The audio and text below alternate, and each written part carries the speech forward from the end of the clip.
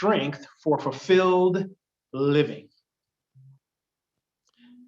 Now, as most of us know who are familiar with Unity, and as an introduction to those of you who may not be aware, one of the co-founders of the Unity movement, Charles Fillmore, he, through his study and contemplation, identified that each and every one of us has 12 innate abilities, 12 attributes that come to us as a part of our spiritual nature.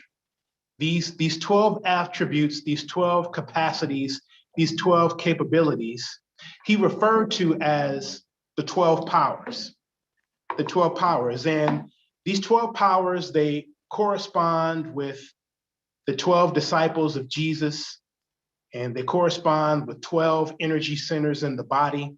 But each and every one of us in our original construction and design as being original blessings, we have these powers, and some of these powers are the power of will, faith, strength, wisdom, love, understanding, will, order, zeal, renunciation, and life. All of us have these powers. All of us utilize these powers. They're natural to our being. We utilize all these powers, whether we realize it or not. So it's a very good practice for us in Unity. What we make a study of is these 12 capabilities that we all have. And our developmental goal, if you will, is to be conscious of these powers and to be able to use them with serious intent so that we can enrich ourselves and enrich our lives for more fulfilled living, so to say. And every month, what we do is we take one of these powers and we put it in focus, and we call it the power of the month. And as Patty mentioned in the introduction, this month, the month of March, we celebrate and we put into focus the power of strength, the power of strength. And you can see there on your monitor that strength is the power of resilience, to endure, to stay the course, to last, to be persistent, to persevere, and to be mentally tough. Now, in our culture, when we think about strength, most of the time it has the connotation of physical strength, powers of physical strength, to be able to move things physically, control things physically, change and rearrange things physically for a tangible effect or a tangible result. And that's an exterior form of strength.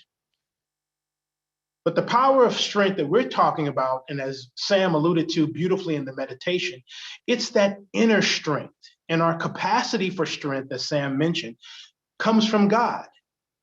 We live and we operate from the strength of God, strategically and divinely placed within us. So that inner strength is that strength of perseverance, that strength of mind to stay the course. That being said, though, when we look at physical strength, particularly the physical strength that we can amass in our bodies, there's some helpful parallels in how building strength in our body. There's some helpful parallels as it pertains to building that inner strength, because each of us are given, as a consequence of us being alive, being human, and being spiritual beings, each of us are given a certain measure of strength. And then life gives us opportunities to build that strength, to develop that strength. So if we look at building physical strength, perhaps the main way that most of us think about building strength is through exercise.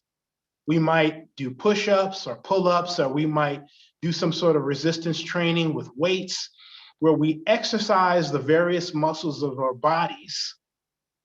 And if we do this consistently enough and get to enough of a routine, the muscles of our bodies begin to strengthen. Let's look a little deeper at how that process works. If I lift weights, or if I get on an exercise machine that's designed to introduce resistance to the various muscles of my body, as I'm exercising those muscles, what is happening is this kind of phenomenon. As I introduce resistance to my muscles, and I do it in a continuous motion, that resistance will eventually produce small tears of my muscle tissue. I get those tears in my muscle tissue, and then I allow a day to rest before I resume any sort of exercise of those same muscle tissues. As those muscle tissues heal, they have the effect of causing the muscle to get stronger. And as I continue to get into a regular exercise routine, as I'm exercising that muscle, I'm going to again introduce small tears to the muscle. And then as I rest, those tears heal. So it's this repetition of exercise, muscle tear, muscle heal, muscle gets stronger. If you can understand the phenomena that I'm speaking about. You could say that I'm going to exert strength to build muscle, and that built up muscle increases my capacity to exert more strength. So strength is developed through repetition, through exercise, and dare I say, even a little pain and discomfort. That very same way of building physical strength of our muscles is the very same way that we build that strength, that inner strength of heart and mind. As we live, we introduce ourselves to various situations, various experiences where we have to persevere through or stay the course. As we persevere and stay the course, we are exercising strength. In that very same activity, our strength is being built. As we go through challenges, as we experience obstacles, as we go through the process of making sure that we finish what we start, we are introducing things to our consciousness that are the equivalent of those muscle tears in our physical muscles. And so as our minds and our bodies reconcile those experiences, we actually get stronger. And then my ability to exercise inner strength, my ability to persevere, my ability to stay the course, my ability to stay true to whatever my preferred inner state of being or my preferred way of showing up in the world, it gets stronger. It gets stronger. And that's how strength is built. So whenever we have a goal that in mind that we want to accomplish, whenever we get hold of our dreams and we want to pursue our dreams until our dreams are manifested, when we want to demonstrate more prosperity, more health, more love, more intelligence in our lives, we can exercise the power of strength to choose those thoughts that are in alignment with our dreams, that are in alignment with the things that we want to demonstrate. And we can use strength to deny those thoughts and deny those error states of consciousness that go against the things that we want to manifest, go against the things that we are looking to demonstrate, go against those dreams, or we can deny those states of thought that go against the ways in which we want to show up in life and be present to our own lives. So this is why strength, this inner strength, is such an important power to not only recognize and realize that we have, but it's important to understand that our strength comes from our divine nature. And each and every one of us has the opportunity to build our strength so that we can demonstrate it in greater ways as we journey through life to experience the things that we want to experience, to have the kind of fulfilled life that we desire to have. So strength is very important, and it's very important to have command of our strength capacity so it gets directed from a place, a whole place within us, to a worthwhile endeavor or to a worthwhile state of being. Because strength by itself, it can be runaway. It can go off. We can misdirect it in ways that are destructive, or ways that are not helpful, or ways that hurt. So as we consider strength in relation to the totality of the 12 powers that Charles Fillmore articulated, strength goes well with a few other particular powers. And to help illustrate that point, I want to turn to scripture this morning, and I'm going to turn to the book of Mark, chapter 1, verses 29 through 31. Now, again, as I mentioned in the beginning of this talk, each of the 12 powers that Charles Fillmore articulated corresponds with the 12 disciples of Jesus. And that little understanding is going to come into focus as we consider the scripture. Now, there are going to be some things underlined in scripture. These underlines are my own emphasis that I'm going to use to assist me in elaborating on this lesson that we're learning.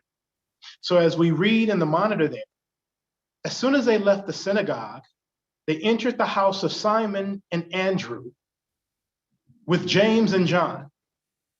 Now, Simon's mother-in-law was in bed with a fever, and they told him meaning Jesus, and they told him about her at once. He came and took her by the hand and lifted her up. Then her fever left her, and she began to serve them. Now, one of the things that we do in Unity is we engage in a spiritual practice that we call metaphysical Bible interpretation. And what metaphysical Bible interpretation is, as we read scripture, we consider the surface level, on its face understanding of what the scripture is telling us. After we do that, we seek to go deeper. We seek to go deeper to try to understand the states of internal being, or the states of consciousness in which and from which the scripture is speaking about. Because as we read scripture, we're not reading scripture for the purposes of being so much acclimated to the stories for the sake of the stories themselves. We're really reading scripture for the sake of understanding our own selves in our own consciousness. So when we read scripture, it is a book about my life. It's not a book about thee and thou, back there and then, as much as it is a book about me and now, right where I am. So as I'm reading this scripture, I'm going to see where this scripture is relative to my own consciousness and look for opportunities to grow and better understand the God power that is within me. So as I consider this scripture, as soon as they left the synagogue, they entered the house of Simon and Andrew with James and John. Now Simon's mother-in-law was in bed with a fever, and they told Jesus about her at once. So Jesus came and took her by the hand and lifted her up, and then the fever left her, and she began to serve them. So as we look at the various disciples called out here, the disciple Simon represents faith. Andrew represents strength, which is the power that we're putting in focus this month. Now again, this was the house of Simon and Andrew. This was the house of faith and strength. And even though this was the house of faith and strength, there was an imbalance in that house. There was an imbalance in that house as evidenced by the fever that the mother-in-law had. So accompanying Jesus to this home was James, who represents the power of wisdom. Wisdom is that power of discernment and evaluation and being able to determine what is mine to do. And also accompanying James is John, which represents the power of love. Love is that harmonizing power that brings things together and magnifies things. Jesus, of course, representing the Christ that is not only a power that is present in Jesus, the Christ is a power that is present in you and I. The spiritual nature, the spiritual spark that is within you and I is the Christ. It is our divine inheritance given to us that if we tap into that Christ power, which is the source of our strength, and every other power that we have, we can experience a fulfilled life. So when our Christ nature is present and we are open and available to it, and we bring to our Christ nature and deploy from our Christ nature the power of faith, strength, wisdom, and love. When we consider our power of strength and we couple it with faith and wisdom and love, this gives us the magic formula to be able to direct our power of strength. It gives us the magic key so that we deploy our strength in useful and beneficial ways. And we don't just deploy strength haphazardly or deploy it in ways that could be hurtful or destructive. Because when I take strength and I couple it with faith, when I couple it with a trust of the divine presence within me, and I engage my mind to perceive ideas and things that I want or that I want to manifest in my life. And then when I mix in wisdom and I mix in that discernment of knowing what is healthy, what is good, what is just, what is mine to do, and I make the decision to operate from that wisdom, sprinkling in the power of love to make sure that my faith, my wisdom, and my strength are directed in ways that harmonize, directed in ways that bless, directed in ways that magnify good, not only for myself, but for the people around me, for the people in my community, the people that I interact with. When I do that, this is the magic formula that allows me to experience blessings. This is the magic formula that allows me to demonstrate those wonderful things such as love and healing and prosperity in my body and in my life. And in my experiences, and in my relationships, and in my interactions with other people. So I'm going to use the power of strength to hold fast to the fact that I am a spiritual being, to hold fast to the fact that the divine has a presence within me. And I'm going to use my strength to deny any other thoughts to the contrary. I'm not going to look at myself as in a low state. Even though I may have hardships, I may have trials and tribulations, I may go through challenges, I'm going to use strength to not allow that to define who I am. I'm going to use strength. Once I recognize what my dreams are, I'm going to use strength to hold fast to my dreams because I understand that my dream is not just something that I want. I understand that my dream is also God dreaming within me to manifest something from the mystery into expression from the mind of the divine. I'm going to use the power of strength to be resolute in that knowing and not allow myself to veer off.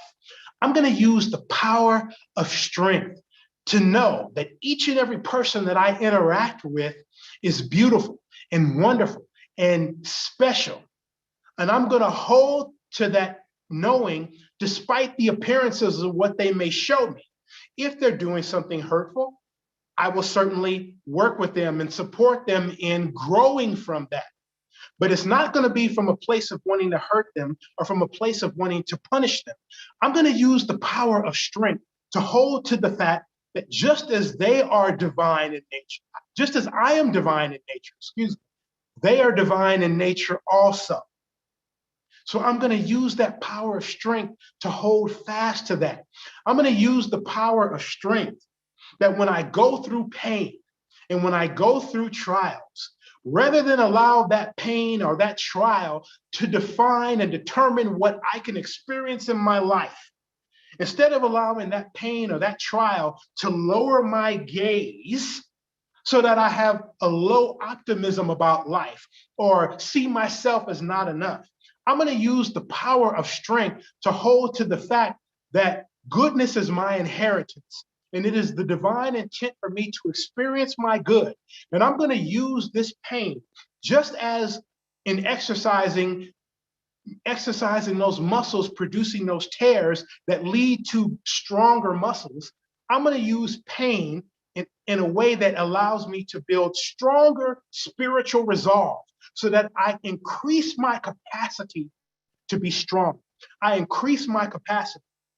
And when I'm alongside someone and I see someone in a low mode of strength, I'm going to use my power of strength to come alongside them, to support them, to lift them up, to remind them that, as is true with me, they are blessed with a divine inheritance of strength, and I will support them in building their own strength.